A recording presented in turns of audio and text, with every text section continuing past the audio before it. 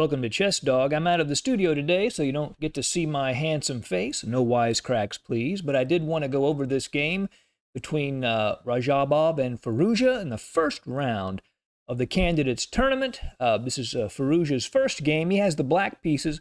Radjabov has the white pieces. So let's jump right in. Radjabov begins with d4.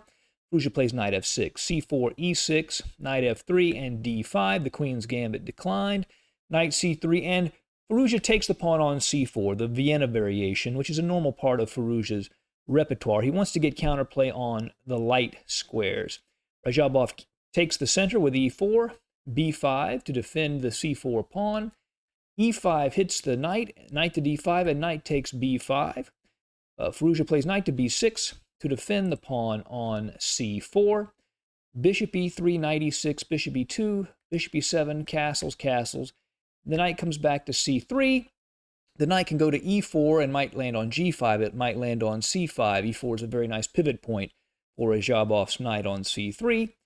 Rook to b8. So let's sort of assess here. We see that Firouzja's pawns are a bit of a mess, but he has tremendous light square compensation. The rook at b8 puts pressure on the b2 pawn. He's got the d5 square. White, in turn, has that e5 pawn, a lot of space and potential for a kingside attack. Radjabov plays a3 that keeps a knight out of b4, but it does weaken that b3 square. It's a little soft. So knight a5, immediately aiming for that newly weakened square.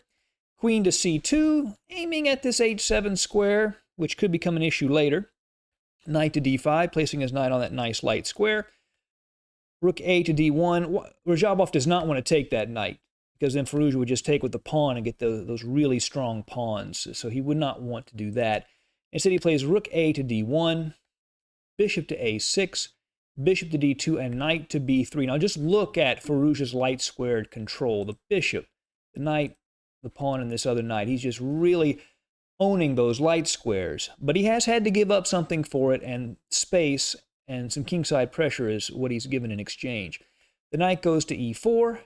He grabs the bishop at d2. He now has the two-bishop advantage for the moment. Rook takes, knight to f4, and bishop takes c4.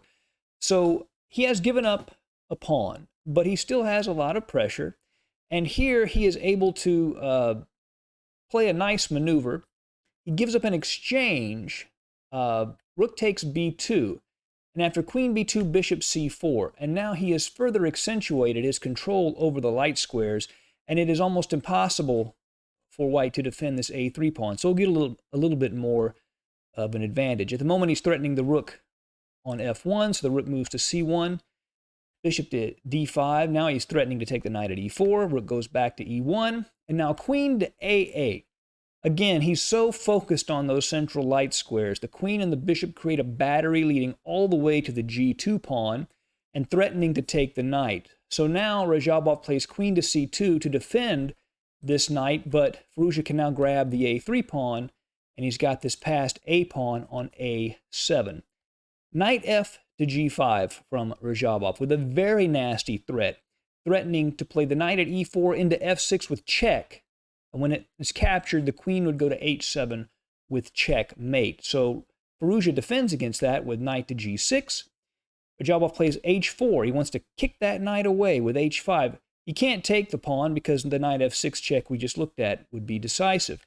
Bishop b4. Firouzja skewers the two rooks. Now he's given up an exchange, so he would only be recovering the exchange, but he's skewered the rooks at d2 and e1, h5. Bishop grabs the rook. Computers actually recommend bishop takes e4, but I don't know. I can't imagine any human being playing this line. Knight takes, knight h4, with the idea of the knight coming to f5, but after h6, rook d8, hg7, king g7, you've got that weak f6 square, and you can't jump into it yet because it would be mate, but this would be far too scary for any human to play. So Firouzja just grabs the rook, queen takes, and now he counterattacks. Instead of moving his knight, he counterattacks the knight on g5. Pawn takes knight, pawn takes knight.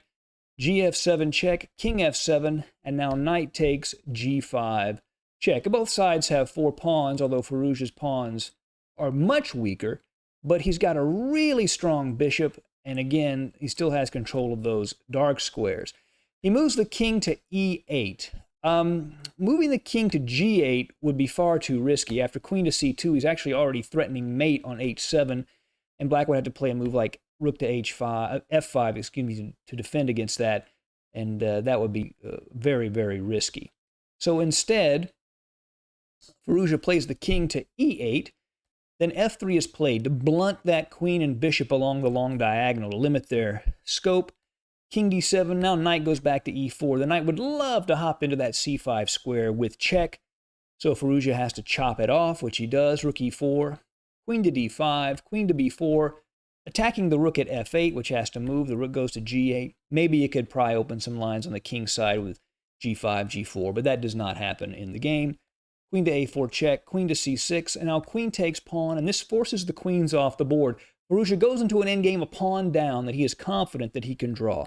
Rook to a8, queen c5, queens are exchanged, king goes to c6, rook goes to g4, aiming at this pawn, the king takes c5, rook takes g7, king to d5, rook takes pawn, king takes pawn.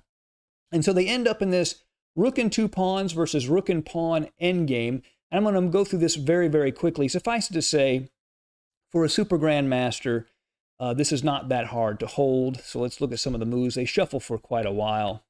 They stay in this position with the pawns for a long time, just maneuvering back and forth. The one thing Firouzja wants to do, he wants to make sure he avoids the exchange of rooks, because the pawn endgame is not good for him. But he can keep the rooks on the board. He should have no problem holding this position. Rook b2 keeps moving around. Now, there's a 50 move rule. If you make 50 consecutive moves without a pawn move or a capture, you can claim a draw. So here pretty soon, Radjabov has to make a pawn move. Now he makes the pawn move.